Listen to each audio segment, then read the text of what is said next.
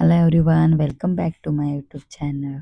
कुछ ही दिनों में गणेश चतुर्थी आने वाला है, तो इसीलिए मैं आज गणपति बप्पा की फेवरेट डिश मोदक बनाने वाली हूँ। वैसे मोदक का गणपति बप्पा को नैवेद्य भी चढ़ाया जाता है।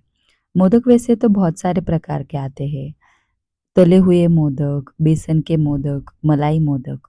पर मैं आज महाराष्ट्र में ऑथेंटिक स्टाइल में जो मोदक बनाए जाते हैं, उकडीचे मोदक, वो बनाने वाली हूँ। तो शुरू करते हैं बनाना। Let's start.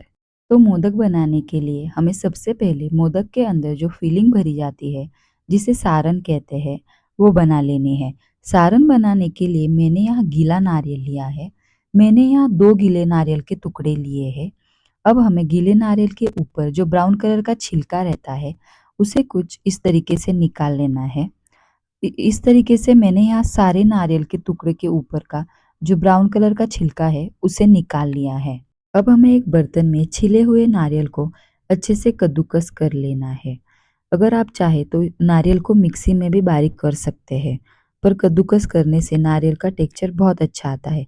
इसीलिए मैं यहाँ नारियल को कद्दूकस कर रही हूँ। नारियल को अच्छे से बारीक करने के बाद अब हमें सारण में डालने के लिए गुड़ तैयार करना है। तो गुड़ को अब हम एक कटोरी में बारीक कट कर लेंगे। गुड़ की क्वांटिटी हमें बारीक किए हुए नारियल से आधी आधी लेनी है। गुड़ की क्वांटिटी आप कम ज़्यादा कर सकते हैं आपके टेस्ट के हिसाब से। तो मैंने यहाँ एक कटोरी गुड़ को अच्छे से बारीक करके ले लिया है। उसके बाद गैस पर मैं एक पैन रखूँगी और पैन में हमें खसखस डाल के खसखस को अच्छे से बारीक फ्लेम पर रोस्ट कर लेना है। जब तक कि खसखस तड़कने नहीं लग जाए, तब तक हमें उसको पका लेना है। खसखस को भी हम सारण में डालेंगे। खसखस को अच्छे से पकाने के बाद अब हमें गैस बंद करके खसखस को एक कटोरी में निकाल लेना है। सारण बनाने के लिए मैंने यहाँ गैस पर एक कढ़ाई रख दी है। कढ़ाई में एक बड़ा चम्मच घी डाल दिया है। घी में अब हमने जो नारियल को बारीक करके रखा था, वो डाल देना है और 1 मिनट के लिए हिलाते हुए नारियल को पका लेना है। सिर्फ 1 मिनट के लिए पकाने के बाद अब जो हमने गुड़ को बारीक करके रखा था, वो गुड़ नारियल में डाल देना है। गुड़ और नारियल को हिलाते हुए हमें अच्छे से पका लेना है जब तक कि हमारा गुड़ अच्छे से मेल्ट नहीं हो जाता और नारियल में अच्छे से मिक्स नहीं हो जाता। तब तक हमें इस सारण को अच्छे से पका लेना है।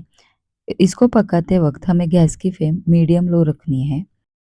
हमें सारण को बहुत ज़्यादा पका के एकदम हार्ड या कड़क नहीं करना है। गुड़ अच्छे से सारण में मेल्ट होने के बाद और सारण हमारा अच्छे से पकने के बाद मैं सारण में 1 चम्मच इलायची का पाउडर डालूंगी। उसके बाद जो हमने खसखस रोस्ट करके रखी थी, वो भी हमें सारण में डाल देनी है। और मैंने यहाँ एक जायफल लिया है। जायफल को हमें कद्दूकस करके सारण में डाल देना है। मैंने यहाँ लगभग आधा जायफल कद्दूकस करके सारण में डाल दिया है। अब हमें सारे इंग्रेडिएंट्स डालने के बाद सारण को अच्छे से हिलाते हुए 1 से 2 मिनट तक अच्छे से पका लेना है। 2 मिनट अच्छे से पकाने के बाद मैं गैस बंद कर दूंगी और सारण को एक बर्तन में निकाल लूंगी। अब हमें मोदक का आटा लगा लेना है। मोदक का आटा लगाने के लिए मैंने यहाँ रेडीमेड मोदक के आटे का पैकेट लिया है। जो स्पेशली मोदक का आटा रहता है, वो हमें लेना है। वो किसी भी किराने के शॉप में आपको मिल जाएगा। तो मैंने यहाँ आटे को एक कटोरी में मेजर करके छन्नी में लेके उसको अच्छे से छान लिया है।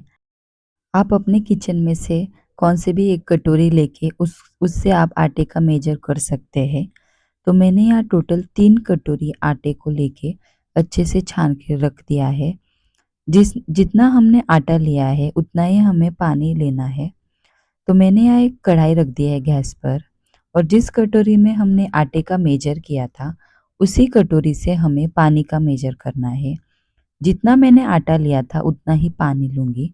तो मैंने यहाँ आटा 3 कटोरी लिया था, तो मैंने यहाँ 3 कटोरी पानी कढ़ाई में डाल दिया है। थोड़ा-सा नमक डाल दिया है और आधा चम्मच घी डाल दिया है। घी और नमक को मिलाते हुए पानी में हमें मिक्स कर देना है। गैस की फ्लेम हमें हाई कर देनी है। पानी को अच्छे से उबाल आने के बाद अब हमें पानी में जो हमने आटा छान के रखा था, वो धीरे-धीरे से डाल देना है। आटा डालने के बाद हमें गैस की फ्लेम लो कर देनी है और एक चम्मच की मदद से आटे को पानी में अच्छे से मिक्स कर देना है। आटे को पानी में अच्छे से मिक्स करने के बाद हमें कढ़ाई को ढक करके आटे को 2 से 3 मिनट तक लो फ्लेम पर कुक होने देना है। 2 से 3 मिनट के बाद हमें गैस बंद कर देना है और ढक्कन को 10 से 15 मिनट तक ढक करके रहने देना है। ढक्कन को हमें हटाना नहीं है। 10 से 15 मिनट तक आटे को हमें स्टीम होने के लिए ढक करके रख देना है। 10 से 15 मिनट के बाद कढ़ाई का ढक्कन हटा करके हमें स्टीम किए हुए आटे को एक परात में निकाल लेना है। तो मैंने यहाँ आटे को एक परात में निकाल लिया है। आटा थोड़ा गर्म होने की वजह से हमें यहाँ मैशर से आटे को अच्छे से मसलना है। आप इसको एक कटोरी की मदद से भी मसल सकते हैं। 5 से 10 मिनट आटे को अच्छे से मसलने के बाद आटा अब हमारा ठंडा हो गया है। तो अब हमें इसे हाथों से ही गूँथना है। आटा गूँथते वक्त मुझे इसमें पानी की क्वांटिटी कम लगी, इसीलिए मैंने यहाँ 1 कटोरी गर्म पानी आटे में ऐड किया था। 1 कटोरी गर्म पानी डाल के मैंने यहाँ 10 से 15 मिनट आटे को अच्छे से हाथों से मसला है। 5 से 10 मिनट तक आटे को अच्छे से मसलने के बाद अब हमें इसमें 1 चम्मच घी ऐड करना है। घी डालने के बाद हमें वापस से 5 से 10 मिनट तक आटे को अच्छे से मलना है। अच्छे से मलने के बाद हमारा आटा तैयार है मोदक बनाने के लिए।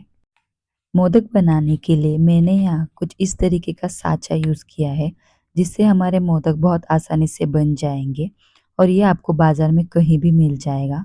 तो सबसे पहले हमें इस साँचे को अंदर से घी लगा लेना है। उसके बाद हमें इसको वापस से अच्छे से बंद कर लेना है। बंद करने के बाद जो हमने आटा गूँथ के रखा था, उसमें से छोटी सी लोई लेके उस मोदक के साँचे के अंदर डाल के हमें उस लोई को अच्छे से चारों तरफ से फैला लेना है। जिस तरीके से आप देख रहे हैं उस तरीके से, पर हमें ध्यान रखना है कि अंदर की लेयर आटे की एकदम पतली होनी चाहिए, ज़्यादा जाड़ी लेयर नहीं बनानी है। उसके बाद जो हमने नारियल का सारण बना के रखा था, वो उस आटे के अंदर डाल के उँगली से दबाने के बाद छोटा-सा आटे का टुकड़ा लेके उसको नीचे से अच्छे से बंद कर देना है। बंद करने के बाद हमें मोदक को अच्छे से वापस से खोल लेना है। खोल लेने के बाद आप देख सकते हैं हमारे कितने अच्छे से मोदक बन गए हैं। तो इस तरीके से मैंने यहाँ सारे मोदक को भर के बना लिया है। उसके बाद मैंने यहाँ एक स्टीमर लिया है, उसमें पानी गर्म करने रख दिया है। अब मैंने यहाँ एक प्लेट में जालीदार कपड़े को अच्छे से रख के हमने जो मोदक बना के रखे थे वो उसके ऊपर अच्छे से रख देने हैं। मोदक रखने के बाद मैंने यहाँ मोदक के ऊपर एक एक दाने केसर के रखे हैं। केसर ऑप्शनल है, आप चाहे तो रख सकते हैं या स्किप भी कर सकते हैं। अब बारी है मोदक को हमें स्टीम देने की। तो हमारा स्टीमर का पानी भी गर्म हो चुका है। उस प्लेट को हमें स्टीमर में रख के स्टीमर को ढक करके 20 से 25 मिनट तक स्टीम देनी है। स्टीम देने के बाद हमारे मोदक तैयार है।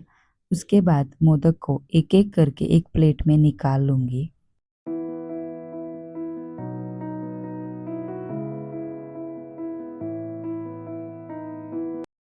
तो तैयार है हमारे उकडीचे मोदक गणपति बप्पा को चढ़ाने के लिए।